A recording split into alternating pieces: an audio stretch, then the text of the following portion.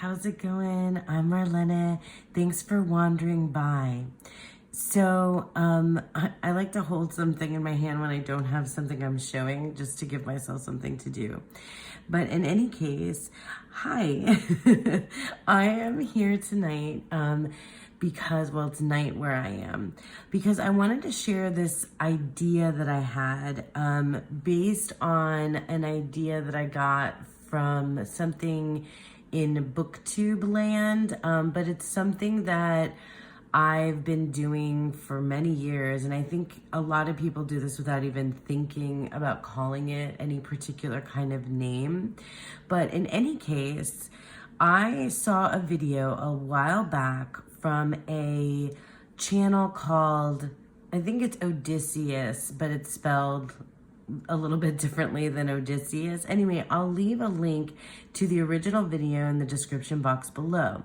But what this person was talking about was something called book stacking. And they were specifically talking about this concept in order to increase the volume, the amount of books that they are reading. And now, I don't think this is something that I do or have done to increase the volume or amount of things that I read. But I also want to translate this idea to tarot. Just stick with me through this so that, and follow me, and then let me know in the comments what you think. But first of all, I'll just kind of briefly describe what book stacking is. You can check out this guy's video down below as well. But basically the idea is that when you're reading something, so say for example, I don't have a copy of it because I returned it to the library already, but say like you're reading something that's really dense, like a classic like the Iliad, by Homer. So it's a classic Greek mythology text about the Iliad is about the Trojan War. And depending on what translation you get, it can be a lot to go through to read a classic, like the Iliad. Or say you're reading like a philosophy text or something like some esoteric text. So something that's very dense, right? And or something that's just like difficult or challenging for you to read, or that just like you need to like take your time with it if you're reading it. It doesn't necessarily need to be like academic, but my example was the Iliad for something like that. And I wanted to show you then like the next level is, so like when you are reading something dense or something that you need to take your time with as you're reading, then you can, if it's getting to be too much, what you can do is, in this idea of book stacking, is switch off to something that's a little bit less dense. So say, for example, we're talking about the Iliad, right? So, and I'm just using this as an example because it's the same topic, but it doesn't have to be in the same genre or topic or theme. It can just be something that is a little bit less dense, less tricky to read. So like this is Stephen Fry's retelling of Troy. So this is about the Trojan War. It's Greek mythology. So it's like the Iliad, but it is in a language that is easier for me to read. It's not as dense. It doesn't take the amount of time that it does for me to read this than it does the Iliad, right? So then even further from there, like if you want to stack another type of book, and again, I'm just showing you these because it just makes sense to me in the sense that they're the same, on the same topic. But you can take you can be reading philosophy text and then you can read something that's easier nonfiction to read, right? So those were both nonfiction. But then you can you can stack another type where this is a narrative, and it is called The Silence of the Girls by Pat Barker. And this is also about the Trojan War. So this is I haven't read this yet. This is in my to be read, and so is Troy, by the way. But in any case, this is the same topic, but this is a narrative, and it's also written like Stephen Fry. This is also written by a modern author, so it's told in a language that's a little bit more palatable and easy for me to read. Plus, because it's a narrative, it's, I mean, not that the Iliad's not. I mean, the Iliad's an epic poem, but it's still like older. It's harder to read. This is easier. So if you stack your books that way, and then you could go even further than that if you wanted to. So something that's a little like easier to read. So if you're setting yourself up to read more if you stack what you're reading with like denser, more difficult, challenging material that, I mean, maybe not necessarily challenging, but something that you want to take your time with versus something that you can read and like eat up more quickly. I think that's the difference, like something that's slow to something that's a little bit quicker, and then you get through more books that way. But that's not necessarily why I book stack. I like to have and engage with books like on several different levels. At least this is something I've been doing recently, and I think I did it in the past, but I also like obsessively like to stick to one particular topic. But anyway, so that's the idea behind book stacking. Now, let's translate this, because that's my idea. I want to make this a thing. I want to borrow this idea and put it on tarot reading and see how I can make that work for me, because I have a large-ish, I guess, collection of decks, and I like to use multiple decks at any given time. And so I thought tarot stacking can be helpful for someone that has a larger collection that wants to move through more decks. It can also be something that's helpful for somebody that, I mean, there's various different ways that you can look at this, but it could be helpful for someone that's studying tarot but also wants to do readings that are quicker and easier. It could be for someone who wants to go like move through tarot slowly, but also at a medium kind of an investigation and at a quicker pace. So here's what I've done. I have actually pulled some tarot and oracle that we can do this stacking technique with. And you can do this like at multiple different reading sessions, or you can do it all in one tarot or oracle reading session. I'm going to call it a session to make sense itself. So here's what I thought. I'll start with the tarot, and I want to grab a tarot that I think is like, and follow me here with Greek mythology is like the easiest way for me to explain this, but that's also because that's what I'm currently obsessed with. But I grabbed a tarot deck. This is the Odyssean Tarot, and this is like the equivalent of the Iliad, right? It's more challenging and it's slower in terms of a reading. I showed you the backs. It's slower in terms of a reading because this is the type of tarot deck that I would, and that I think most folks, even if you have a pretty in-depth knowledge of Greek mythology, this is the type of deck that you're going to want to get into the guidebook with, right? So in terms of tarot stacking, if this is part of your weekly, monthly tarot deck rotation, and you grab this deck and you pull a card from it, let me just go to a random card. Okay, so then if this is our card for our reading, then we definitely would want to pull out the guidebook. And this is, I know that's Alexander the Great. This is, and so, I mean, this is also like, it's color coded. It doesn't say, you know, that this is the page. Page. This is the Page of Swords or Air. But you'd have to look that up, right? So you got to find your swords suit, which is black. And then, you know, basically you're going to want to get into the guidebook for this particular card and read the guidebook and like, look, this is a big, dense guidebook and it has a lot in it. On, you know, it's like 2.25 pages on just this one card. So this is where you would start, right, in your tarot stacking. So you have a deck like this, that's a deck that you need to spend time with. This is the kind of card that or deck that you would want to get in the guidebook, that you'd want to highlight things. You would then, if you keep a tarot journal, you'd want to write in your tarot journal about it. And it's not a quick and fast experience. It's a slower one.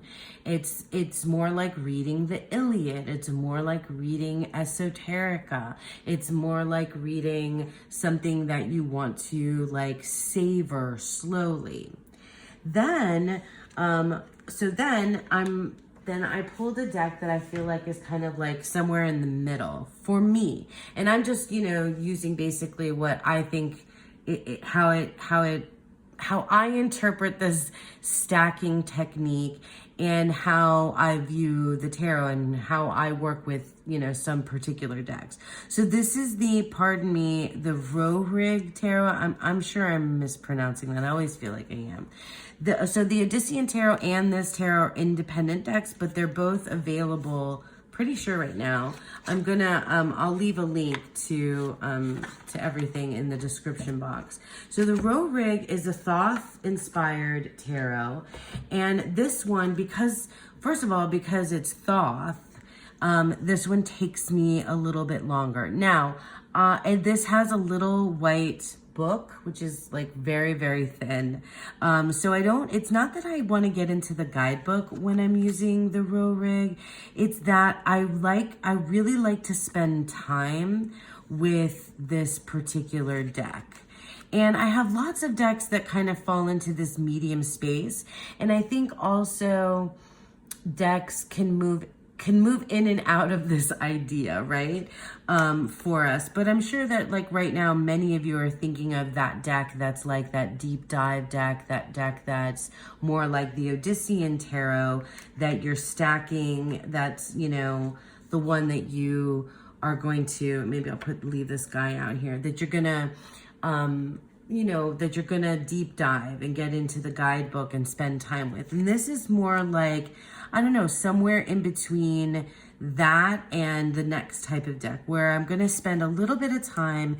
Maybe I'll journal, but maybe it's going to be more like just a couple of sentences rather than like a whole entry. Or I can use like multiple cards from here and it's going to be, you know, it's going to be a little bit faster, just sort of like somewhere in the middle, right? So like say then, we'll grab this card. So we have the 6 of Discs, which is success. This is also like I said, it's a Thoth-based tarot.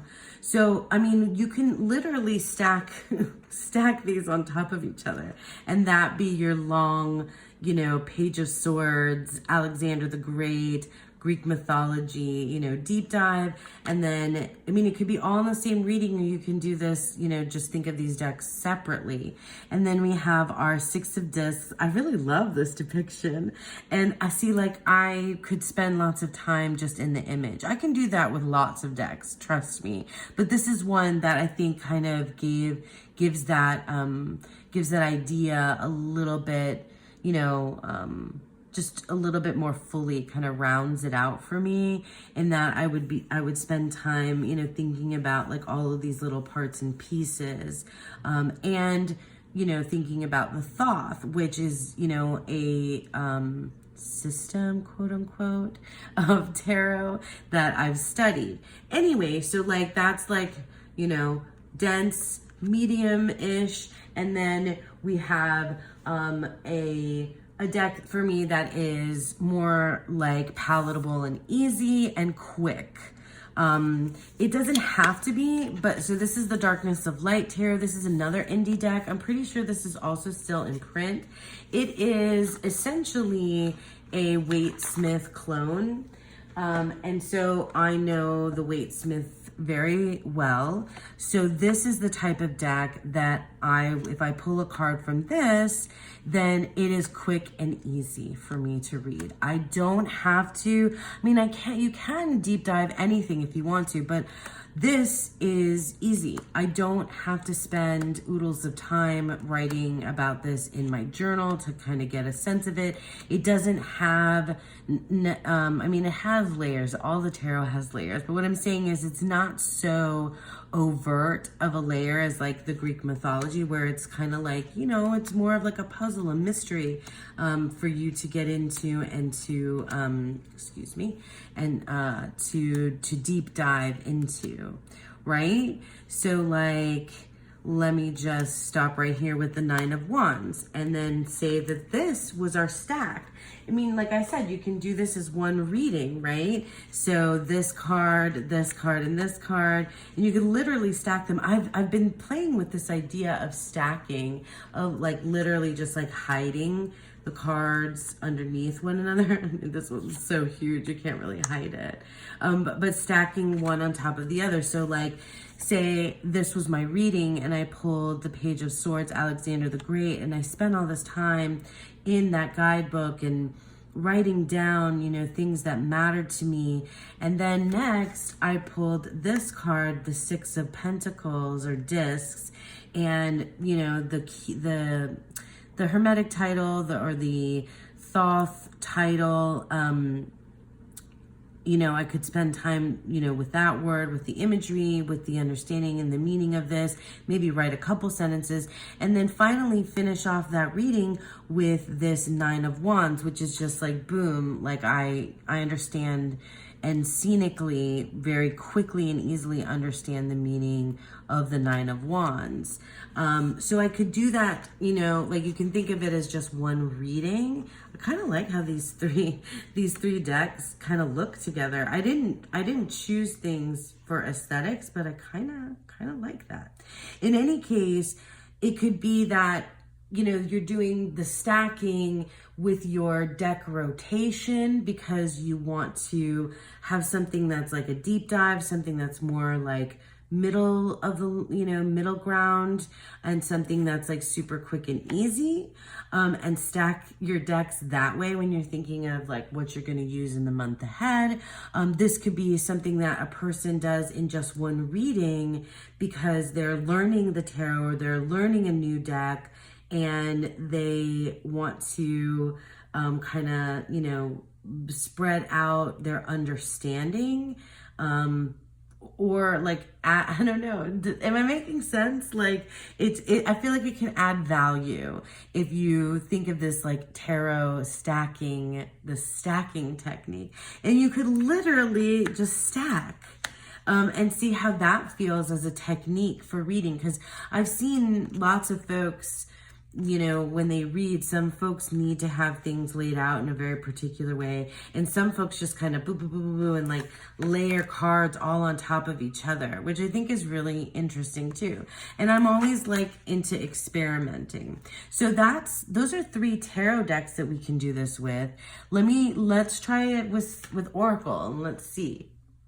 Okay, so I grabbed 3 Oracle decks that I thought that this stacking technique I can use too. So whether it's just that these are the Oracle decks that I'm thinking about using this particular month or week or, you know, a few days or whatever, or if it's just in one sitting, one session that I want to use them. So this is the Visionary I Ching cards.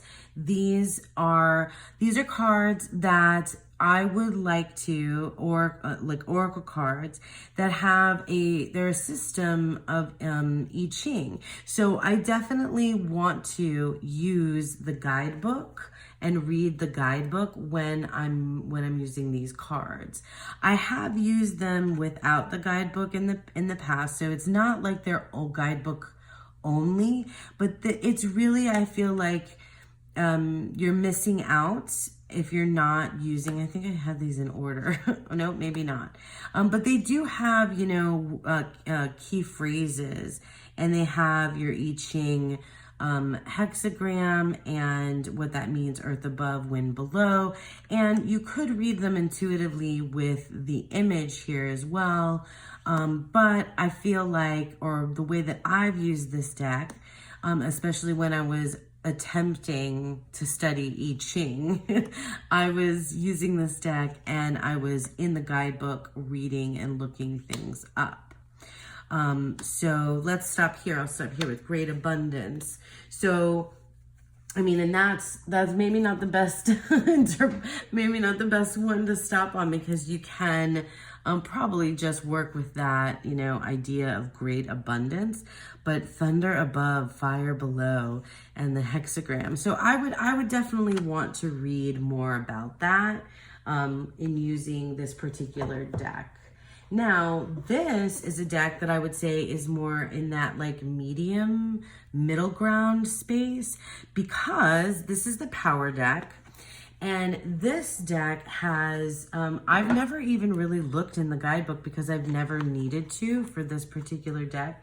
It has images on the front, and then it has quite a bit of text on the back. So I'll flip through a few of these so you can see, and they do go both portrait and landscape style.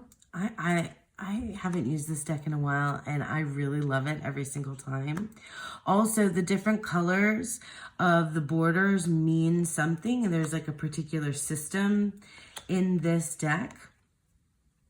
So it has your image, and then it has, you know, something on the back. So let's see, let's stop here. Well, let's stop here with this one. I like the black and black borders. So for this type of deck, this is something that is going to take a little bit more time, right? I can read the image intuitively. But then I can read, you know, the back of the card, and I probably would, and I have, and that's how I've used this deck. I read the back of the card. I might journal on some particular things.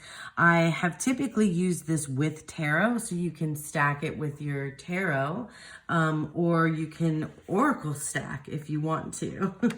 So like it could be great abundance, perfection. That's interesting, right? So like I spent time in this particular guidebook reading about this thunder above, fire below, hexagram, and then I pull this card and I get this, it's like this moon and earth. Are those like planets? And then this feather, I don't know what is happening here. And then, well, I mean, if I did want to dig into the guidebook, it does talk, I think, about the piece of artwork that's in there. But I could just work with this. And so it would be like a little bit less time. And then finally, I have a oracle deck that for me is just like it's a no-brainer. I mean, I hate to say that. That's a horrible, I don't mean it that way, but I do in some ways. Like for me, this is Denise Linn's Sacred Destiny Oracle. It is most of my oracles that I frequently use are set up in this way, where it has the image and one keyword on the front of the card. This one, though, maybe doesn't match necessarily with the image, and the word don't necessarily, like, it's not so obvious, you know, the connection between the image and the word. I used to struggle with that when I first got this deck, but it lines up now for me in just a much better way. But in any case, because it's mostly this keyword and maybe just the feeling that I get intuitively from the art, that it works. And like I said, most of my oracle decks that I use most frequently are set up in this way, where they have, you know, the card, where they have the image and they have just one keyword. So let's take that one. Gosh, these are so pretty too. I really love this deck. So then we have openness and the moon and like all these constellations and clouds. That's pretty cool. And it kind of, visually, this is looking kind of cool too. So like I said, if you're stacking like decks for the month or for the week or for the, few months or however, this is a cool thing to do, I think, to like have your rotation, like maybe have some sort of, make it easier for you to like, because if you're going from one really deep dive type of tarot to another like deep dive type of oracle, then you might just not have enough time to put that into practice, right?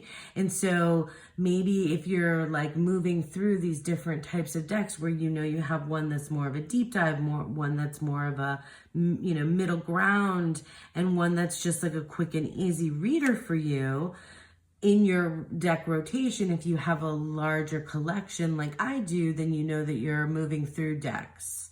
I don't know if that's something that you care about, but I thought it might be interesting to consider. Or, like I said, you can use this and literally stack during a reading, great abundance, and spend a lot of time there, and then layer that with this perfection, right? And then spend a little less time in that, and then top it off with this openness and end your reading right there with that card, and it just be like the top of the heap, the top of the stack, right? I don't know. I just thought that that you guys might think that this idea was interesting. I know I posted in my community post something about this when I saw the first initial book stacking video, and I had some folks say, oh, I do that too, and I've done that, and isn't that just like something that everybody does? And I think that a lot of people naturally kind of select things in this way where it's based on how much time you want to spend with something, or how challenging something is, or how far you want to deep dive into something. It changes the way that you engage and interact with it. And I thought that could add to you could be using more tarot decks. It could add to the volume of the amount of decks that you're using, or it could be an interesting way to manage like a particular tarot reading or oracle reading session. I don't know. I just thought it would be neat, and I wanted to make it a thing, and I've been trying it out myself with some of my own deck families that I've been using, and it's been a really cool, interesting experience. So I want to know what you guys think. Is tarot stacking a thing that you'll try and make it a thing? Something that maybe we all like try to do in either way, in a way that you use your decks, or in a way that you stack ideas in a reading. So tell me what you think. Thank you so much for sticking with me. I hope that you enjoyed this, and I hope that you all have a beautiful, wonderful day. Bye.